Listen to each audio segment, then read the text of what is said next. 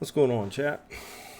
It's Cowboy Chuck, Twitch streamer, play squad primarily. So today we're going to continue our series on squad basics, talking about what to do if you are forced to create a squad as a squad leader. What should you do as a first-time squad leader? So here's what I would recommend to those of you that get put into this position. You join a match on a server and you open up your spawn screen and you see that all the squads are filled or they're locked, and down here on the bottom you see that there's no one else available to create a squad and you're forced to create one. Okay. Here's what I would do. Let's just say the match has been, you can see that there's only 50 minutes left in the match. I would create a squad, choose a basic squad leader kit, and I wouldn't do anything else initially for about 5 minutes. I would sit there and listen first thing, and then listen, and then look at the map and understand what the current objectives are. And we're just going to, for the lack of an argument, we're going to focus on hemp farm right now, okay? That tends to be the most frequent point of contention / activity within a given match. So let's just say, you can see that hemp farm is an active flag because it's got the blue, it'll have a blue diamond around it, and your team is responsible for defending hemp farm, and you're spawning in or you're joining a match and you're just understanding what's going on. And when you spawn in, you find out that, okay, we've got a fob on hemp farm, and we know that enemies are pushing hemp farm from, in general, they're likely going to push you in this fashion. These are the most common ways to attack hemp farm, in those general directions. So with that premise, we're going to talk about what you can do as a new squad leader to either set up a defense or help you understand what you can do as a new squad leader on how to defend an objective. And we're just going to use hemp farm as an example.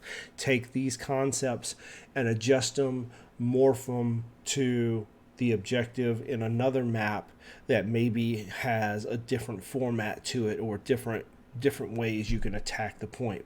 Keep in mind that we are talking about Korra, which is in general a linear map, very narrow. If you look at the widest point on the map, realistically, it's three grids. So it's only 2,700 meters, in height at its maximum point from a playable area. So let's just focus on hemp farm. We've got the premise of we're going to defend hemp farm as a new squad leader, and we know the enemies are pushing from the west side. Now, so with that said, what we're going to do is we're going to open up a graphical diagram, and this is, you can see it's kind of representative. It's not, it's not tilted the correct way, but you'll at least get a feel for what we're talking about here. All right, so let's just talk about concepts. We already know that we've got a radio placed inside of here, right? We also know that we have a hab in here. Okay. Let's just, for the sake of argument, say as a new squad leader, you have a full squad that you are working with. Okay. You want to set your squad up to be successful, so you want 3 fire teams. Keep in mind, Alpha, Bravo, and Charlie are your fire teams. Alpha is the squad leader. You're the alpha. You're the big dog. Bravo and Charlie should be set up according to what the classes are. So for me, Bravo for me is always Lats and Riflemen. Okay? Reason being, Riflemen are needed to resupply the Lats.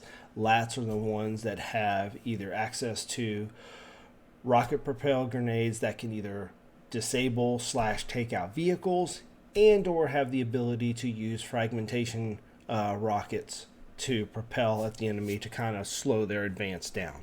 So with that said, what I would do typically is Bravo in the game is signified by a purplish / pink orientation. All right. So I would take and put one Bravo person here. I'd put one Bravo person, down here.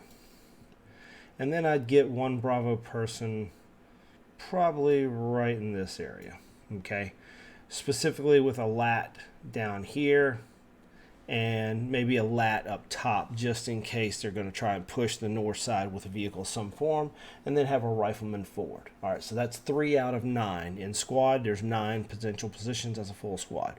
Charlie is typically indicated by a bluish form, all right?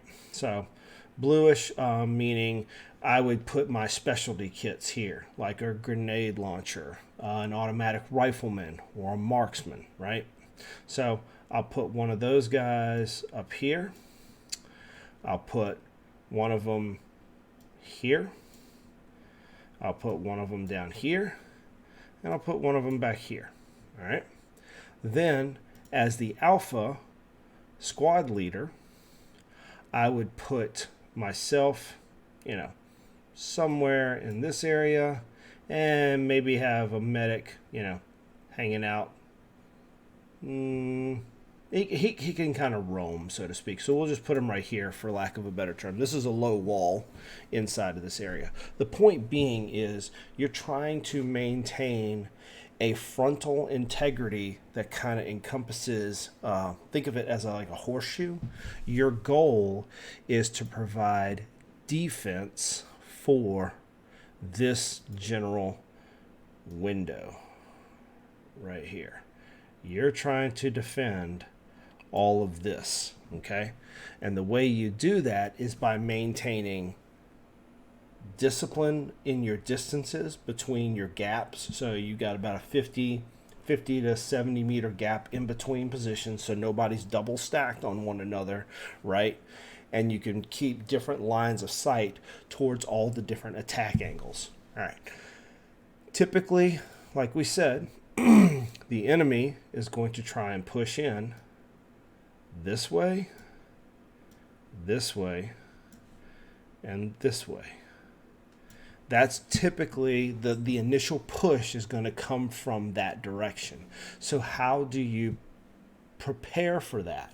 Okay, one of the things you want to do, the first thing you want to do is you're inheriting this defense point. Keep that in mind. The other squads have pushed up. You're inheriting this as defense. So that means the fob's already been placed. You can't change that. The one thing you can do is go back over here. Put a rally point over here. That way, in case for whatever reason, this fob gets overrun, you still have the ability to spawn back over here, right? And let's keep in mind, let's go back to the game screen so you can see this, all right? Look where my rally point is. My rally point would be right here, back in these ruins somewhere. And I'm going to be pushing up from this direction. I can also use this type of flank because this area has the ability to come through this vineyard area. But then also I can use different pathings to try and get back into the objective area, right? Okay, so let's just keep that in mind, right? So with that rally point right there, what I would do is maybe over here, I would put an ammo crate back off of the FOB so that you would have the ability to resupply and then push forward to the objective. Okay. So I just wanted you to see what I meant by conceptually by putting this rally point over here and being able to push back in. Now you can see you've got a couple different pathings. You can use this terrain. There's bushes and a low wall all through this area. You can use this to push up. You've got this little small vineyard area over here. You can flank around this way, right? All right, so now let's go look at it in real time. We'll spawn in, and I'll just go into admin cam so you can see what we're looking at here. And remember, what we're talking about is we're just talking about concepts. So think about how you would deploy a rally point, an ammo crate at the back edge of a fob radius so that you could get back to a point, right? So we were talking about putting the rally point over here, and you want to put it, you know, kind of like maybe in the middle or on the inside of this wall right here. You don't want to put it all the way up here, because that means anytime somebody runs by in this general area, they would wipe it out.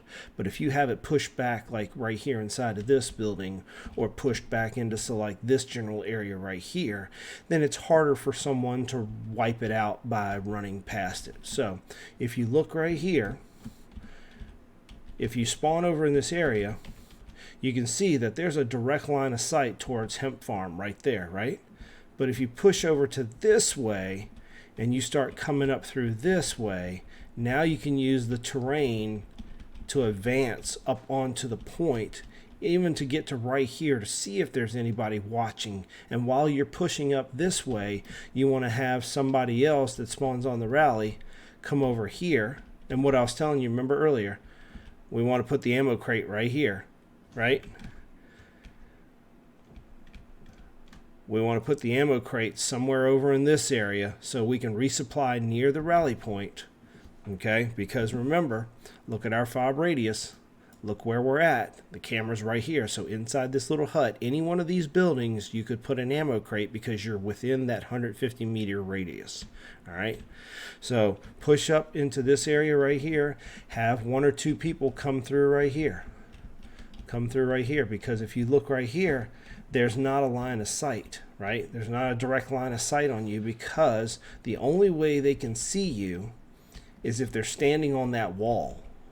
So you have the ability to basically get to almost right here, but just be aware of that murder hole right there. So you just want to slowly peek that coming from the side, right? Come from the side here and then peek this, because you're checking that murder hole right there and you're checking that line of sight right there.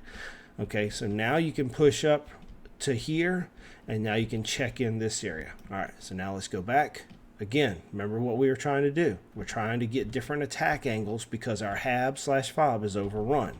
So now we've got that attack angle, this attack angle, and now you can come through this way, again, coming over here, using this wall and this area as cover. You can push up, and you've got to watch out for this particular area right here. They might push somebody up into this area to shoot at you as you come through here, but now you've got cover that you can push up through. You got rocks, trees, buildings. Don't try and set a rally in this area because it can get wiped too quickly. That's why I said put the rally back over there. But you can see now you've got different areas of cover to push up to. You can also push in right here. There's a break in the wall here, but when you jump this wall, be advised you've got that window right there, and you've got those up on top of the edge of the building and the steps right there, and you've got that level over there that people can be on top of that. You've also got people that can hide right inside of here. So this is just to give you an overview of how to push back into Hemp Farm, you know, understanding that this is where our fob is placed inside of that building right there. You know, this is according to the defense point that you inherited. The radio's already been placed possibly in the second story, or you can even put it inside the corner here, and you can fit a HAB inside of this building, and you can set it up so the egress of the HAB is right through that door, and the second part of it you're able to egress out of through here. Okay?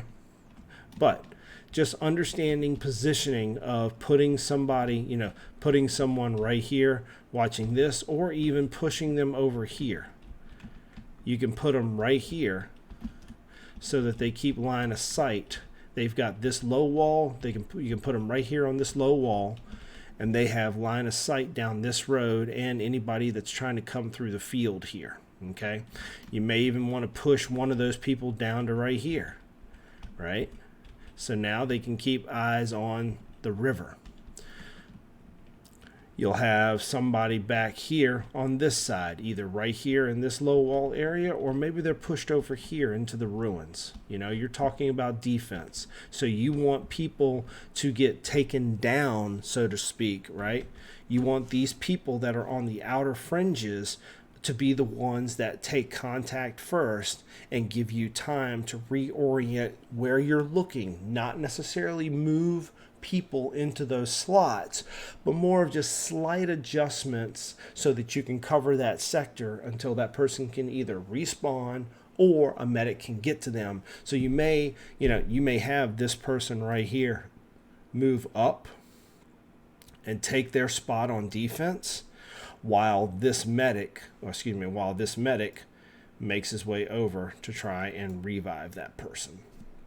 So hopefully that was helpful to you in understanding how you can defend an objective that you inherit the fob from. That's the key there, is making sure you understand what you have available to you. And if you need supplies, let me go back to the game here. When you are inside of a game, and let's just say there's a fob created here, if you come over here to this mouse wheel, I have the first ones turned on. I have toggle viewing spawns, fob radii on, supply points on, viewing squad leader orders, because I want to see what other squad leaders are planning, and then viewing roles as icons. I have all this stuff turned on so that I can get as much information as a squad leader as possible. If this was an active FOB, this right here, toggle viewing fob supply points, by mousing over this, if it was an active radio, even if it was a radio that did not have a spawnable hab, by mousing over that radio and putting your cursor on it, it'll do a little quick pop-up and it'll show you how much ammunition you have and how much construction supplies you have. If you see that one or both of those is low, specifically ammo for defense, then you need to find a vehicle of some form, drive it within the radius, and offload the ammunition. It could be a transport or MATV or Striker. Keep in mind a Striker requires 2 crewmen, but you can call out to other vehicles, hey, if you're near Hem Farm and you have ammunition supplies on your vehicle, can you drop them off, please, so we at least have some ammunition to defend until I can get a logistics truck here. If you have a logistics truck, then you have up to 3,000 points that you can utilize either from partial construction, partial ammo, or all ammo. So all of those are viable options to think about, because any ammunition at all for defense is key to having a long-term viable defense strategy. All right. Next thing we'll talk about really quick is fob placement. Let's just say you're going to be tasked for defending Hemp Farm, but there's no support fob. Here's what I would suggest. Keep in mind, it's not perfect. It's more of just conceptually thinking about how I can defend Hemp Farm with multiple spawn points. This is where using that fob creation icon is very helpful. So I could, in theory, come over here, put a fob creation, right? There's going to be a hab there. Let's just say that's the hab for checkpoint, all right? I personally wouldn't want that one because that would block Hemp Farm for me. What I would prefer to do is take maybe a radio and stick it here. Now I can come inside a Hemp Farm, put a hab, in the northern part of the point. That way, if the point gets overrun, I still have this ability to spawn back in. But you'll notice it frees me up to come over to Hemp Farm. And let me just put a radius here. You can see I can get a radio back here, right? So let's come back over here, put a radio right here. Now I can put the hab inside of here. Over here back by the radio, keep in mind I've got this spawn point here, and what I would do is, like I said, I would put a rally point, and I would put, because it's within the fob radius, I would put an ammunition crate here. And then obviously you'd have one inside the point as well. But the point here is, because I have a fob creation back for checkpoint, and now I have one for hemp farm, now I can come down here possibly, and I could either put a fob creation there and stick a hab inside of these ruins, or I could come over, or I could even put it down here, right? Then I could come over here, put a radio there, and then I could put another hab there. So see how you can get layered defenses by just shifting, not necessarily keeping in mind that when you put that fob creation marker creates a 150 meter radius that is usable. So you don't necessarily have to put the radio dead center of that 150 meter radius. You take that 150 meter radius and now you put it over here on this side. That shifts everything over 100 meters by moving that radio just that little bit. And that could free you up for the next objective, or even putting secondary and tertiary habs to help support your defense. The key is having more than one way to get back to an objective in the event it's being attacked. So let's just say, for the lack of a better term, that enemies are inside a hemp farm, right? And they've nullified your ability to spawn on this particular hab that was placed there. Well, you still have, these two potential spawn points to the south, plus you have that one that was placed back up here from this fob creation. So, oops, sorry. That's right, we put the radio there. You see what I mean? So by having all those different spawn points, plus keep in mind, don't forget, you have the rally point as well. So all of these different spawn points creates the ability to get back to an objective in the event it's your primary hab is overrun/destroyed.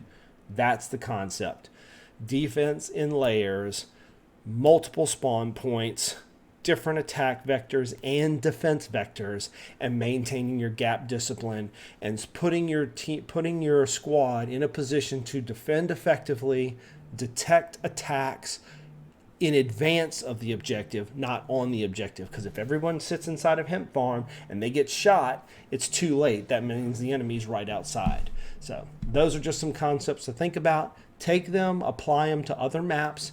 Think about it from a planning perspective. Like I said, if you have to take on a squad leader role, mid match, or you get promoted, in the middle of the match because your squad leader disconnected for whatever reason, take a few minutes, tell your squad, hey, give me a second, let me figure out what's going on for now. If you're on the map, fight in the area that you're at. If you die, spawn back near the defense objective. For now, we'll be defending. If we're going to get tasked for anywhere else, I'll arrange for pickup. Boom. Give me a couple minutes. Let me talk to the other squad leaders.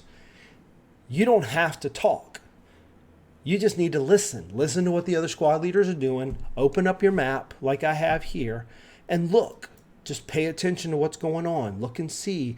Are we losing the point? Are we capturing the point? Does it look like there's any pressure? Ask your squad leaders, hey, or ask your squad mates. And that's why I said toggle viewing roles as icons. You can see who's what by opening this map, this view by pressing enter. You can see who's in your squad, number one. You can see what roles they have, and then take that corresponding icon that you see there and now match it up to what you see on the screen. So you have two lats. Well, you look at the map. Where are your lats? Oh, my lats are on the southwest side of hemp farm. You know who those two people are. You can call them out by name because you're looking at them on the screen and you can see where they're positioned, and you can say, hey, Joe, keep an eye.